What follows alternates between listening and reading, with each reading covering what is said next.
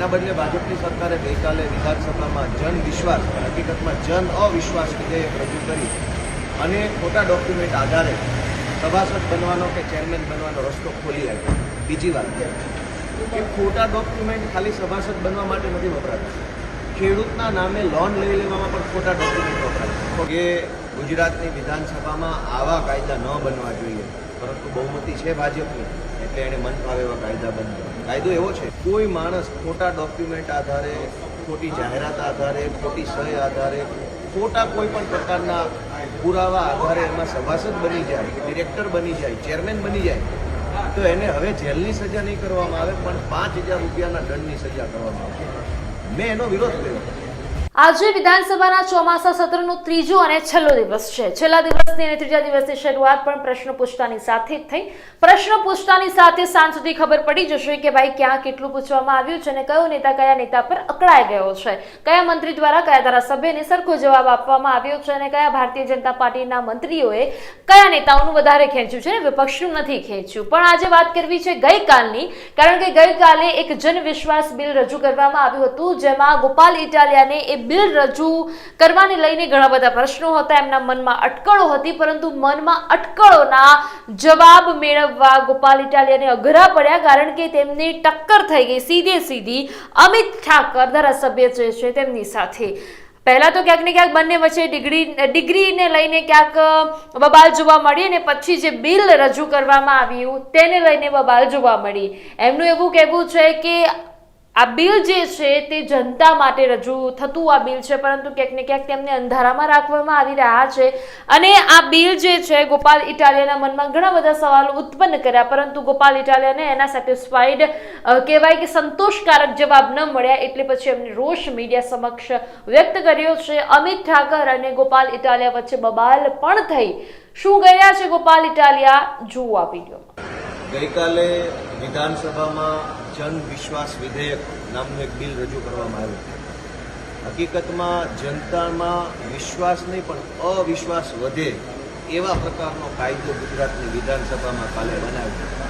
મેં એનો ભરપૂર વિરોધ કર્યો કે ગુજરાતની વિધાનસભામાં આવા કાયદા ન બનવા જોઈએ, પરંતુ બહુમતી છે ભાજપની એટલે એણે મન ફાવે એવા કાયદા બંધ. કાયદો એવો છે કે ગુજરાતના સહકારી વિભાગમાં એટલે કે સહકારી મંડળી, દૂધ મંડળી, ખાંડ મંડળી, મત્સ્યોદ્યોગ મંડળી, ખેતી મંડળી, અમૂલ સંઘ, સહકારી કોઈ પણ ક્ષેત્રમાં કોઈ માણસ ખોટા ડોક્યુમેન્ટ આધારે, ખોટી જાહેરાત આધારે, ખોટી સહી આધારે, ખોટા કોઈ પણ પ્રકારના પુરાવા આધારે એમાં સભાસદ બની જાય, ડિરેક્ટર બની જાય, ચેરમેન બની જાય તો એને હવે જેલની સજા નહીં કરવામાં આવે પણ 5,000 રૂપિયાના દંડની સજા કરવામાં આવશે. મેં એનો વિરોધ કર્યો કે કોઈ માણસ સરકારના પ્રતિનિધિને, સરકારી માણસની સામે ખોટા ડોક્યુમેન્ટ આપીને જો સભાસદ બને, ડિરેક્ટર બને, ચેરમેન બને તો એને જેલમાં પૂરી દેવા જોઈએ. એના બદલે ભાજપની સરકારે ગઈકાલે વિધાનસભામાં જન વિશ્વાસ હકીકતમાં જન અવિશ્વાસ વિધેયક રજૂ કરી અને ખોટા ડોક્યુમેન્ટ આધારે સભાસદ બનવાનો કે ચેરમેન બનવાનો રસ્તો ખોલી આપ્યો. બીજી વાત કે ખોટા ડોક્યુમેન્ટ ખાલી સભાસદ બનવા માટે નથી વપરાતા, ખેડૂતના નામે લોન લઈ લેવામાં પણ ખોટા ડોક્યુમેન્ટ વપરાય. ખોટા ડોક્યુમેન્ટમાં માત્ર કાગળ નહીં, ખેડૂતની ખોટી સહી કરવી, ખેડૂતનું ખોટું ખાતું ખોલાવવું બેંકમાં, ખેડૂતનો ખોટાનો ઉપયોગ કરવો, આ બધું પણ ખોટી પ્રોસેસ છે. હવે ગઈકાલે વિધાનસભામાં સહકારી ક્ષેત્રનો કાયદો સુધારવા માટે સરકારે એવો કાયદો કર્યો કે ખોટા ડોક્યુમેન્ટ જે કાંઈ પણ છે એ તમામ ખોટા ડોક્યુમેન્ટ કરનાર વ્યક્તિ જો ડોક્યુમેન્ટનો નાશ કરે, ધારો કે ગોપાલભાઈ ઇટાલિયાએ મંડળીના મંત્રી તરીકે ખેડૂતોના નામે 50 કરોડ રૂપિયાની બોગસ લોન, બોગસ ધિરાણ મેળવી લીધું અને બોગસ ધિરાણ મેળવવા માટે ખોટા જેટલા ડોક્યુમેન્ટ કર્યા એ બધું જ સરકારી રેકર્ડ જો ગોપાલભાઈ ગાયબ કરી દે તો હવે એને જેલની સજા નહીં પણ ખોટા રેકર્ડ ગાયબ કર્યા છે માટે એમને 15 કે 20,000 રૂપિયાનો દંડ કરવામાં આવશે. ગઈકાલે ગુજરાતની વિધાનસભામાં એક ભયંકર ખેડૂત વિરોધી, ગામડા વિરોધી, સહકાર ક્ષેત્ર વિરોધી કાયદો પસાર કરવામાં આવ્યો. મેં એનો વિરોધ કર્યો કે ખોટું કરનારાને દંડ ન હોવો જોઈએ પણ એને જેલની સજા હોવી જોઈએ.